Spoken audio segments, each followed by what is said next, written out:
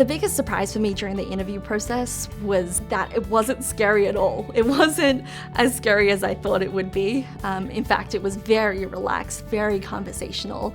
I got to get to know my interviewers just like they got to know me. And people here just want you to succeed in your interview. And I wish I went in with a little bit more confidence and was a little bit more relaxed about the conversations that I was having. I think the biggest surprise for me was how quickly I felt a connection to this organization. It sounds a bit strange, but I'll explain. When I went to the interview process, firstly, I still didn't really know what management consultants did. But I just had an assumption that there would be a lot of people who were incredibly smart, who knew lots about business. What I was faced with was actually people who wanted to help me through the interview process, wanted to guide me, wanted to give me an accurate representation of McKinsey. I kind of actually thought, well, these people are folks that I would go for a beer with and that I would be friends outside of the work setting.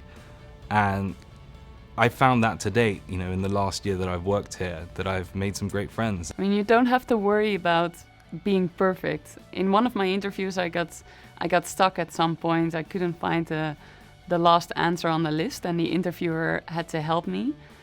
So I was really afraid I was screwing up the interview.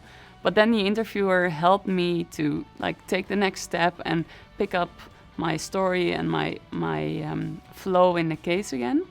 And then we got into the case again and the calculations and the answer. So in the end, it was all fine. I'm also conducting interviews for McKinsey now, so I know how it is from both sides. And I think sometimes I see two extreme points. Some persons, they are just too shy and they are not able to get the conversation started and show the best skills they are having. So this is one extreme on the one hand side. Try to be open. There is somebody who wants to get to know you. Show your personality and also show your analytical way of thinking. The second extreme are people who want to pick up every success they had in their life in every single interview. It's not about repeating your success stories from the past again and again, because be sure every interviewer has seen your CV. It really came down, I think, to the relationship that I was able to build with each person. And I think as an interviewer, you want to try and do that. There are always these moments when you can connect with the interviewer.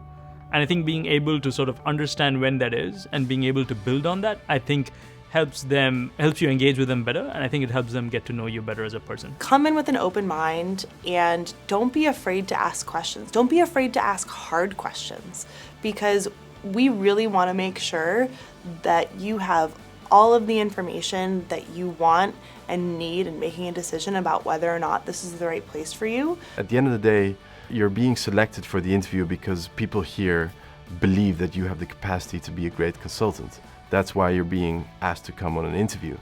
So see it that way, see it as a two-way conversation. I definitely wouldn't freak out, but some people freak out a bit more than others.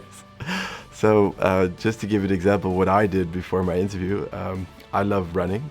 I do a lot of sports outside of my work, and it's a super good way for me to de-stress, to lose anxiety. Whatever you may have come across in your case interview preparation, trying to cram that all in your head before the interview, definitely don't do that. Just get into your rituals, which in my case is running and exercise.